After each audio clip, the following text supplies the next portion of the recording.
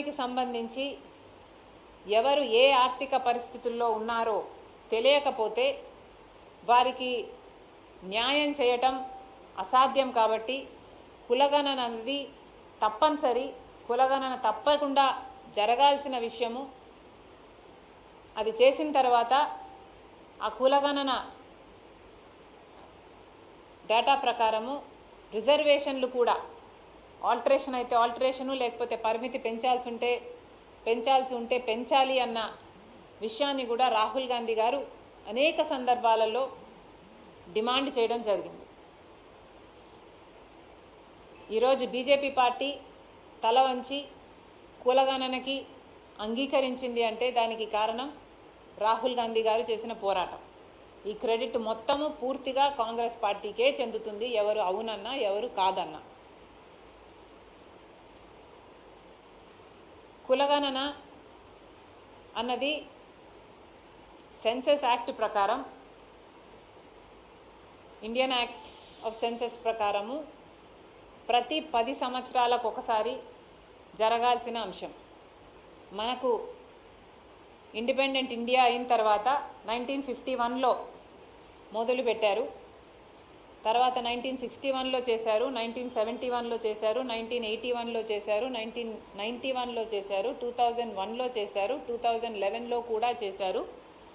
2021లో మాత్రం చేయలేదు, thanks to BJP government. ఆ రికార్డుని, ఆ ప్రక్రియని భగ్నం చేసిన వాడు మోడీ గారు. 2011లో జరగాల్సిన జనగణన సెన్సెస్ ఇంతవరకు జరగనే లేదు. కారణం మోడీకే తెలియాలి. ఇంతవరకు కాలయాపన చేశారు. కానీ ఇప్పుడైనా జనగణనతో పాటు కులగణన కూడా జరగాలి అని మోడీ ఒప్పుకున్నాడు అంటే దానికి కారణం వల్ల తప్పనిసరి పరిస్థితులు రావటం వల్లే. నిజానికి బీజేపీ పార్టీ మోడీ గారికి కులగణన చేయటం వాళ్ళ సిద్ధాంతానికి వ్యతిరేకం.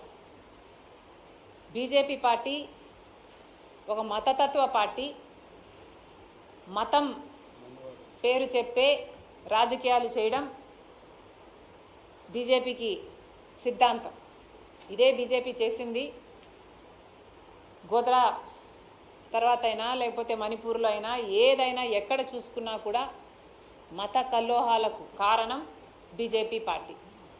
బీజేపీ సిద్ధాంతమే మతం పేరు మీద జనాలను పోలరైజ్ చేయాలి తప్ప, కులగణన చేస్తే, కులాల కాన్సెప్ట్ని ప్రోత్సహిస్తే ఫర్దర్ బ్రేక్ డౌన్ అయిపోయి పోలరైజేషన్ వీలు కాదు. కాబట్టి ఒక్క మతం పేరు మీదనే ప్రజలని పోలరైజ్ చేయాలి, అప్పుడే వాళ్ళ ఓటు బ్యాంకు సెక్యూర్డ్గా ఉంటుంది అన్నది బీజేపీ సిద్ధాంతం.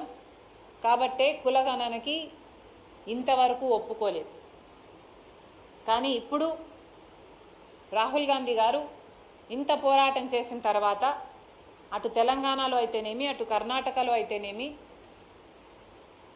కాంగ్రెస్ పార్టీ అధికారంలోకి వచ్చింది కాబట్టి ఆ స్టేట్స్లో, ఆ స్టేట్ గవర్నమెంట్స్ రన్ చేస్తున్నది కాంగ్రెస్ పార్టీ కాబట్టి కాంగ్రెస్ పార్టీ నాయకుడిగా రాహుల్ గాంధీ సందేశం మేరకు అక్కడ కులగణన చేపట్టారు.